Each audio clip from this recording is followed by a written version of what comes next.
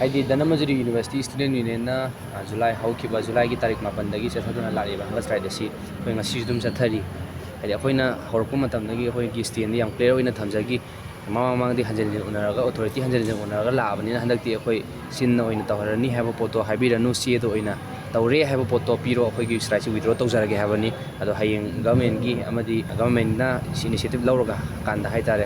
hayeng syndicate ama pung 11 am da syndicate meeting lai adugi matung adugi syndicate to phama matung da koigi wala register controller lemoriba post na sing masing adu haidokani haibagi thajabadi pibiri ada khoina moina hairiba homa do khoina thajade haibagi wadi na chadi adu khoidi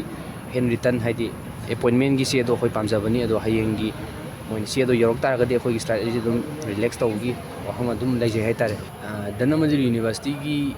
UG tamiba satra 6 semester tamiba satra jingi ai makhata further studies ki damaktang hangai ai makhata batamba phanglaroidra haidana charang naramba leramba adu ngarang gam haidi government na initiative lawr kana Dhanamajuri University amadi Manipur University ani phaminaraba matungda yanakhibagi matungina Dhanamajuri University da tambiriba UG 6 semester satra jingna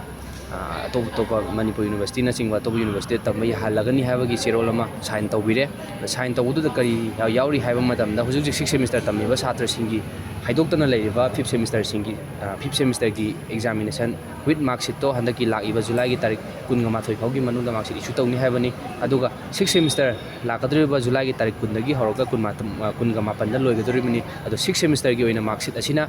lakadriba August ki tang 19 phaugi manungda mana tamuba university to submit tawhanba haibani Manipur University submit taw haibani asigi point asi laibana maram morakanda Dhanamajuri University ni haiba yanagiba serol adu chap chana satra jingi keri khanbira kanda exam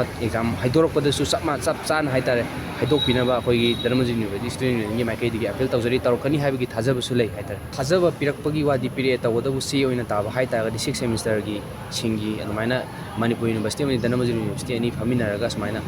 yanaba